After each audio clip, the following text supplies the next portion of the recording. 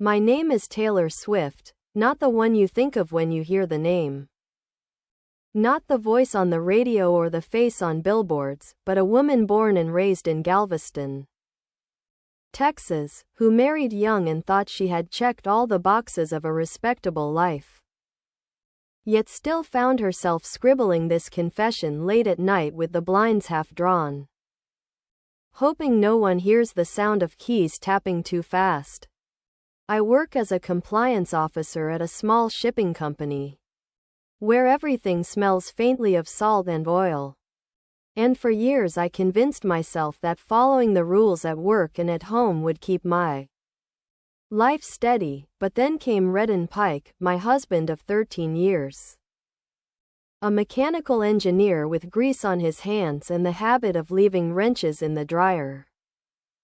A man who was steady until he wasn't. Until I started to see receipts folded in his jeans from diners I never visited. Until I noticed how often his phone screen tilted away from me when it lit up at dinner. And still I tried to be patient, because patience was what everyone praised me for.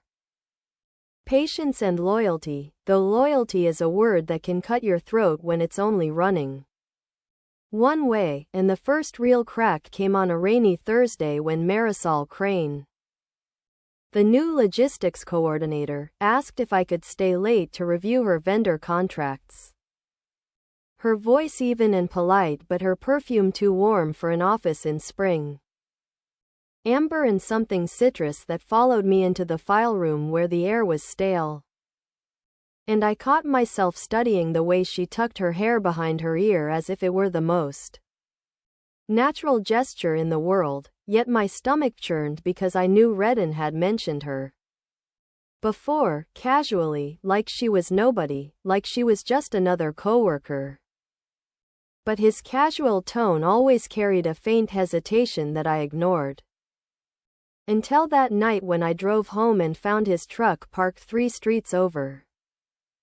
Not in our driveway, and my pulse hammered as I parked quietly and walked until I saw him in the passenger seat of a car that was not his, leaning towards someone whose profile I could not mistake, Marisol, lips red as brake lights, laughing as if the rain on the windshield belonged only to them, and I froze there on the curb.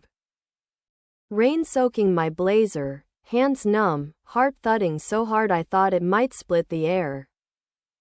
Yet I said nothing when I went inside. When he came home an hour later smelling faintly of her perfume mixed with gasoline, I said nothing because silence can feel safer than truth. But silence is also the rope that tightens. And over the next weeks I began collecting fragments, receipts, glances, half-written emails he left open when he thought I was asleep, like breadcrumbs leading into a dark wood. Until one evening during our daughter's school recital, while violins squeaked through Canon in D, I turned my head and noticed his seat empty, his coat still hanging, and through the glass doors I saw him outside. Phone pressed to his ear, face tilted in that secretive smile I knew too well. And when I followed him out, the words spilling from my mouth before I could stop them, "Who is she, Redden?" He blinked as if I had struck him, fork halfway to his mouth in my imagination. But in reality his hand tightened around the phone until the screen dimmed. And all he said was, "Taylor, this isn't what you think." Yet every woman knows those words are a rehearsal for betrayal. And standing there in the school parking lot with the hum of violins leaking through the glass, I realized my name, the name people laugh about because it belongs to someone famous, would now forever be tied in my mind not to songs or headlines but to the night I saw the truth. With my own eyes, the night I decided silence was over, and I stepped closer. Raindrops sliding down my face like tears I refused to shed, whispering, "Don't lie. It's already written right there." Sliding the crumpled boutique receipt I had hidden in my pocket into his hand. A receipt for a dress in Marisol's size, the final proof. And though the concert ended and children spilled out in bright dresses and bow ties, all I could hear was the tearing sound of that receipt in his hand. Ripping the paper but not the memory, because memory clings like wet fabric. And this is only the beginning of what I need to tell. Part 2.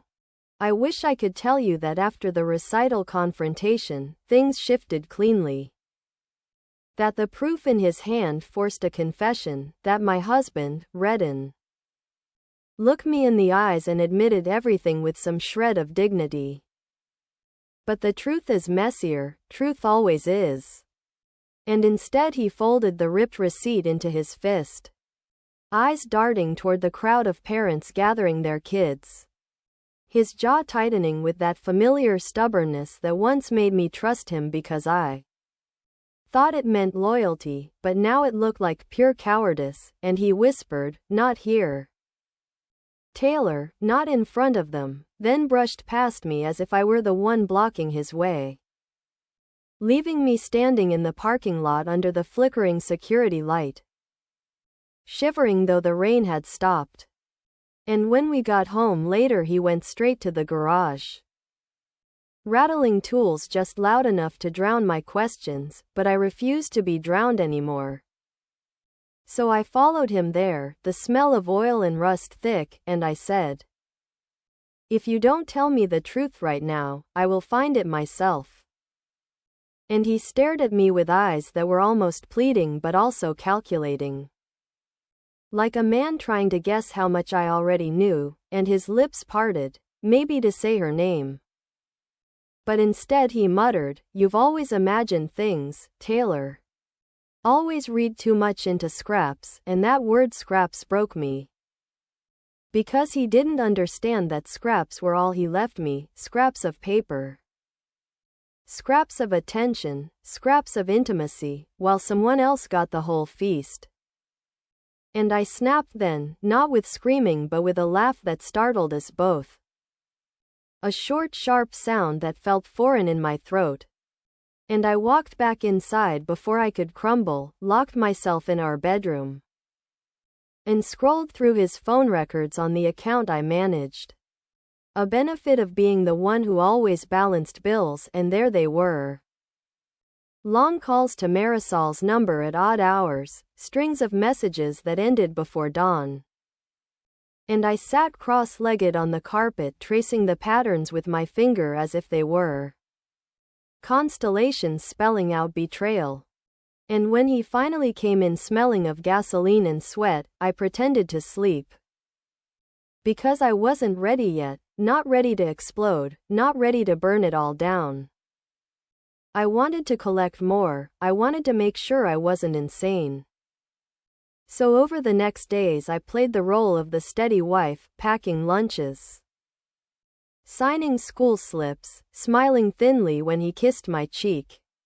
But in the office I started watching Marisol, watching how she lingered too close to his desk, how her lipstick smudged on the rim of her coffee cup, how she sometimes glanced around as if checking if anyone noticed the static crackling between them. And I noticed, and one evening when everyone else had gone home, I walked past her cubicle and saw his jacket draped on her chair, his damn jacket. Navy with the embroidered logo of his old job. And my hands shook so badly I had to grip the partition wall, yet I didn't take it. Didn't storm in, I only photographed it with my phone like some undercover agent. Because by then I realized I wasn't just a betrayed wife, I was building a case. A case no one asked me to build but one I needed to, because without proof, words are air. And men like Redden live off of air, slippery and uncatchable, but paper and photos, those are anchors. And in the stillness of that office with the cleaning crew's vacuum humming 2 floors down, I whispered to myself, "You're not crazy, Taylor, you're not crazy." Though my voice shook, and that night in bed, as he scrolled on his phone turned away from me, I lay staring at the ceiling fan spinning shadows across the walls, rehearsing the moment I'd finally cut through his lies, not knowing yet that the real twist wasn't just the affair, but something darker about why Marisol chose him. Something that would turn even my proof into ash.